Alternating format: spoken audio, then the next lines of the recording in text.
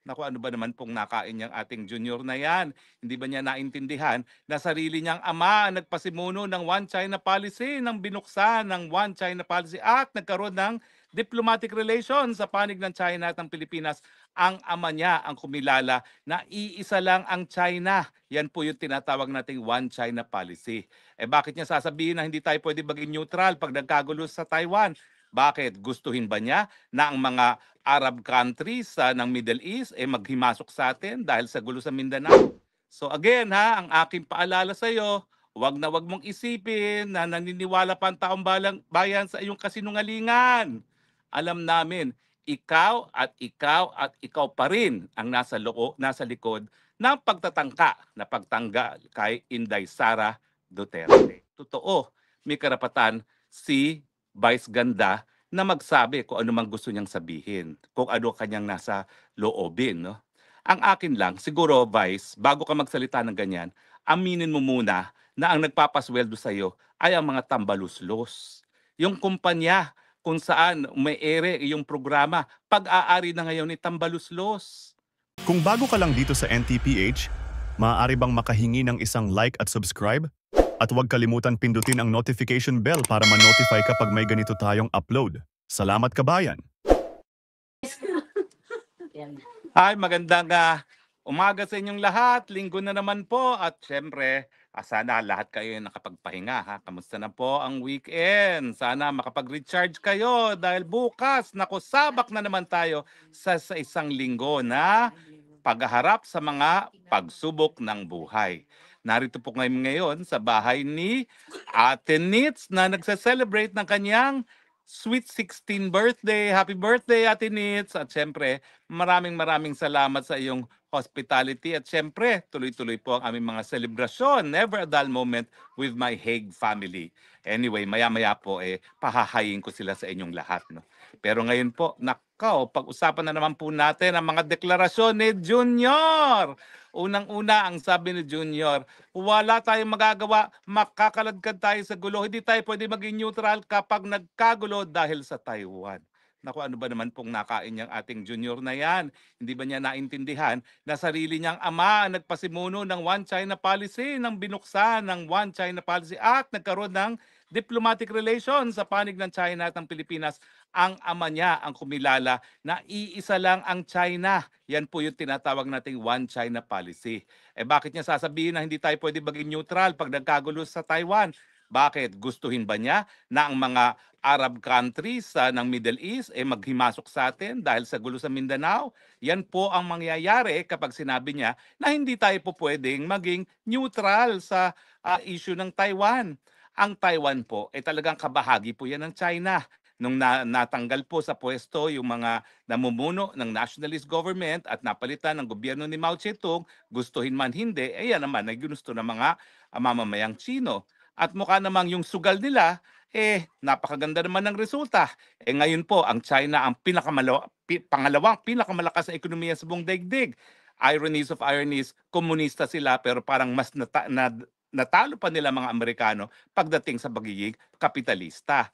So ngayon, ang issue is ano mangyayari kapag ang Taiwan ay nagdeklara ng independence, no? Siyempre, ano bang ginawa natin nung nagkaroon ng ISIS sa Marawi na nais din magdeklara ng isang independent sovereign na Muslim city, di ba? Linabanan din natin, ginamitan din natin ng dahas at wala namang nagreklamo dahil talagang sa international law merong karapatan ng mga bansa na protektahan ang kanilang integridad pagdating sa kanilang teritoryo. So ganyan din po ang usapin ng Taiwan.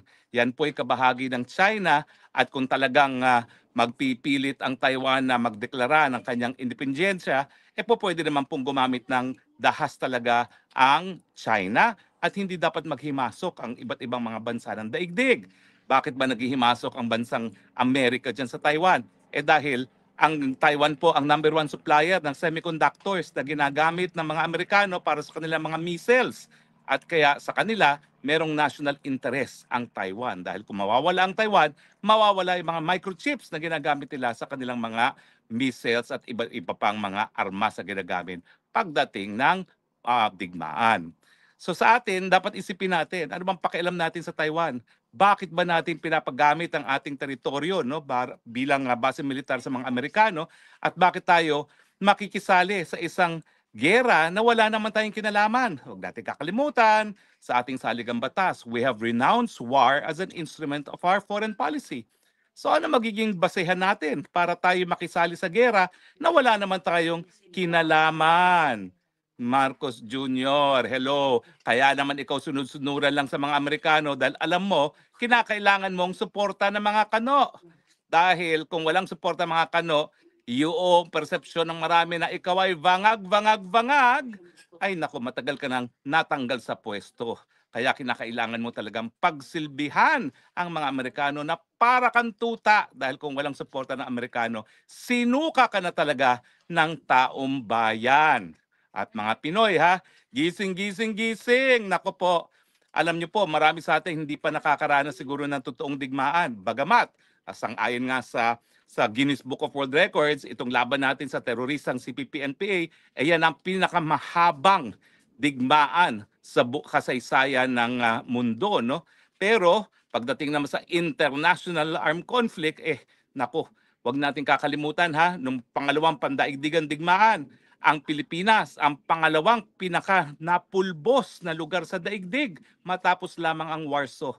Gugustuhin ba naman natin yan uli na wala naman tayong interest talaga na ipaglaban ang pagiging independyente na bansang Taiwan na talaga namang kabahagi ng iisang China lamang? Di ba? Bakit naman tayo magbubuwis ng buhay Pilipino para sa mga Taiwanese na wala naman tayong pakialam, no? Dahil sila man talaga ay kabahagi ng China. Pero hindi lang po yan ang naging deklarasyon ni Junior nitong nakalipas na linggo na hindi raw tayo po pwedeng maging neutral. Abay, sinabi na niya uli, wala daw siyang kinalaman sa impeachment. At ang sabi niya, yung desisyon ng Korte Suprema, hindi naman daw inabsulto si Inday Sara sa kahit anong maling gawain. Well, Junior, ano ka ba? Manin Tingin mo ba kami mga tanga na maniniwala na wala kang kinalaman dun sa impeachment? Unang-unang nanguna sa pagpirma sa impeachment na laban kay VP Sara, sarili mong anak. So parang, 'wag mo nang insultuhin yung aming intelihensya ha. Alam namin na ikaw talagang nasa likod niyang impeachment na 'yan. Dahil kung hindi ikaw, hindi unang-una yung anak mong pipirma, no? At saka siyempre, yung tapang ng loob ng pinsang buo mo na si Tambaluslos na patanggal siya, Inday Sara Duterte, kung talagang ikaw ay tumututol, hindi naman niya magpupumilit. Nagpupumilit yan dahil alam nila na gusto mo talagang matanggal din ang Inday Sara Duterte dahil gusto mo nga na maibalik na naman ang Marcos forever. Tigil na yung pagsisinungaling dahil nakakabusit na yan, nakakainsulto na kung akala mo ay maniniwala kami sa mga kasinungalingan mo, no? Kung hindi dahil sa'yo, yung halos 80% ng mga kongresista, hindi yan lalagda na hindi man lang nila naintindihan kung ano yung linalagdaan nila na articles of impeachment. Wala ngang diskusyon kung ano yung mga basehan sa impeachment, Inday Sara. Basta alam nila, pag lumagda, good shot sila sa iyo. At kapag good shot sila sa iyo, magkakaroon sila ng sangkatutak na ayuda at mga proyekto kung saan pagkakakitaan na naman nila sa pamamagitan ng tongpats. Kaya nga, pwede ba, itigil mo na yan kasinungalingan mo, no? Magpa-hair follicle test ka na lang kaysa ikay nagsisinungaling na ganyan dahil wala nang naniniwala sa'yo. Lalo mo sabihin wala kang kinalaman, lalong nagkakaroon lang ng kumpirmasyon na ikaw talaga ang nasa likod sa paninira kay Inday Sara Duterte sa iyong kagustuhan na maibalik ang good old times sa Marcos forever ang mga Marcoses na naman dito sa ating bayan. Pero napapansin mo ba ha? Mukhang umaalma na ang publiko ha? Napansin mo ba ang mga mahistrado ng Korte Suprema nagkaroon ng bagong tapang para ibasura yung impeachment na yan? Alam nila kasi na kinakailangan manindigan para sa saligang batas. At kung napapansin mo yung kanilang paninindigan sa saligang batas, taliwas sa iyong kagustuhan. Ibig sabihin, tingin nila bilang na talaga ang iyong mga araw at hindi ka na dapat katakutan. Kasi talaga namang wala ka ng kontrol sa gobyerno eh. Sa totoo lang, di na namin alam kung sino talaga nagpapatakbo ng gobyerno. Sigurado kami, hindi ikaw. Hindi lang namin alam kung sino talaga ang nagdidikta. Kung iyong asawa, si Lisa Tanas na tinatawag ni Maharlika, o di naman kaya si Tambaluslos. At siyempre, ang exciting dyan, mukhang nagbabanggaan na yung dalawang nagpapatakbo sa gobyerno. Soon, malalaman natin kung ano ang magiging resulta sa iyong gobyerno na ikaw ay patingin-tingin lamang at hinahayaan ang lahat ng taong mamuno maski wala silang mga mandato. So again ha, ang aking paalala sa iyo, wag na wag mong isipin na naniniwala pa ang taong bayan sa iyong kasinungalingan. Alam namin, ikaw at ikaw at ikaw pa rin ang nasa likod ng pagtatangka na pagtanggal kay Inday Sara Duterte. Maiba naman tayo, itong si komedyanteng Vice Ganda. Ayun, nag-joke-joke na naman, no? At binuhay niya yung jet ski na sinabi ni Tatay Digong nung kampanya na pupunta siya doon sa mga Chino in a jet ski at paalisin sila dahil ang inaangkin nila ay teritoryo ng Pilipinas. At sinabi pa nitong Vice Ganda, win a one-trip jet ski ticket to The Hague. Well, alam nyo, matagal na ako naninindigan sa karapatan ng malayang pananalita. Totoo, may karapatan si Vice Ganda na magsabi kung ano mang gusto niyang sabihin, kung ano kanyang nasa loobin. No? Ang akin lang, siguro Vice, bago ka magsalita ng ganyan, aminin mo muna na ang nagpapasweldo sa iyo ay ang mga tambaluslos. Yung kumpanya kung saan may ere yung programa, pag-aari na ngayon ni tambaluslos.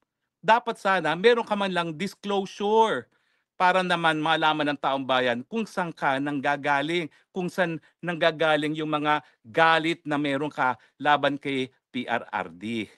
Na ang kabuhayan mo nakasalalay ngayon kitambaluslos.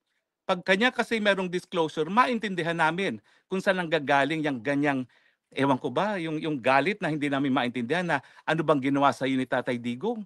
Naalala namin nung in-interview mo si Tatay Digong nung presidency siya, hangang-hanga ka. Alam ko sa akin, hit na hit mo ako, pero alam ko na naman yun, no? Wala naman akong pakialam sa'yo. No? Pero nung ikaw ay nag-interview kay Tatay Digong, hangang-hanga ka sa kanya, tapos ngayon kung ano-anong sinasabi mo. Alam mo kasi tayo mga Pilipino, kapag isang tao ay nakadapa na, hindi na sinisipa, Vice Ganda. Ang ginawa mo, nasa sahig na si Tatay Digong, nandun na nakakulong na, 80 anyos, mamamatay na ata sa kulungan, sinisipa-sipa mo pa. Anong kaligayahan ang nakukuha mo sa ganyang gawain?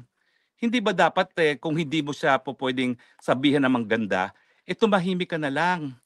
Ang gusto mo ba talaga tirisin pa yung tao na nakakulong na at 80 years old? At kung sa tingin mo na natutuwa ang taong bayan, naku ang Pilipino hindi ganyan. Ewan ko kung pareho tayo ng karanasan sa paglaki sa Pilipinas, no? Pero hindi natutuwa ang taong bayan na nakadapa na yung tao, sinisipa-sipa mo pa. Well, magdasal ka na lang na palaging nakadapa yang si Tatay Digong at ang mga supporters si Tatay Digong. Huwag mong kakalimutan, bilog ang daigdig. At pag yan ay bumalik sa'yo, sana, maalala naman ng mga supporters ni Tatay Digong na may puso sila na kapag ikaw ay nakadarapa, hindi ka namin sisipain. Dahil sa ngayon po, yan talagang damdamin ng mga nagmamahal kay Tatay Digong. Kinakailangan talaga, ipagdasal na lang po ang kalagayan ni Tatay Digong habang siya ay nakakulong. And the last thing na gusto namin makita ay isang gaya mo na tatapakan pa at sisipain pa. Pero anyway, kung kaligayahan mo yan, okay lang naman siguro. Bahala ka, bahala tayo, kanya-kanyang kaligayahan. Pero sa amin lang, that was in utter bad taste. Well, of course, hindi ka naman talaga icon of good taste, no? Dahil yan ang iyong brand of humor. Pero sana, ilagay naman sa tama. But anyway, I'm sure mabubuisit lalo sa akin si Vice Ganda. Okay lang yan dahil wala namang magandang sinabi sa akin si Vice Ganda, no?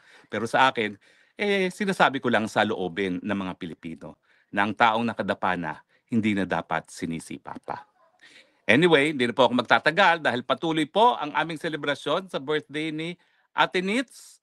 So maraming salamat po sa inyong patuloy na pagtangkilik. Ang dami pong nakatutok sa atin ngayon sa ating live at alam natin na lahat kayo nagpapahinga pa at naghahanda na para sa Lunes sa bukas, no? So maraming salamat po sa inyong patuloy na pagtangkilik at sa gaya na aking palaging sinasabi ha, I love you Philippines. You're the only country that I have. You're the only country that I love. God bless the Philippines. Okay? Bye.